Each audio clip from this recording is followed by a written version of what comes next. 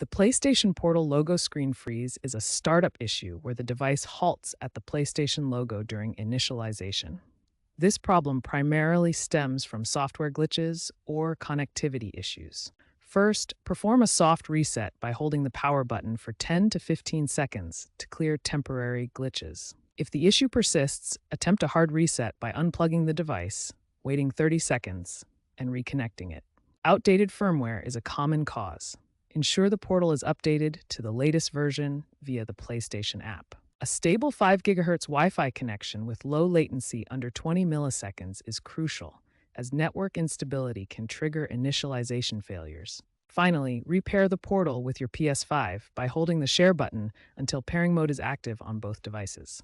These steps, derived from Sony's official troubleshooting guide, resolve the majority of freeze incidents, mitigating early software conflicts. If basic troubleshooting fails, consider the quality of your USB-C cable. A faulty cable can cause startup issues. Resetting the PS5's remote play settings and reconnecting can resolve conflicts arising from PS5 updates. Early PlayStation Portal models from 2023 batches exhibited higher freeze rates, potentially warranting warranty service. The prevalence of startup freezes has decreased significantly since mid-2024 due to proactive firmware updates and improved error handling. Future updates, potentially including version 1.07 by Q1 2026, may incorporate AI-driven diagnostic tools to preempt these freezes. Trends suggest increased integration with the PS5 ecosystem will reduce reliance on manual troubleshooting.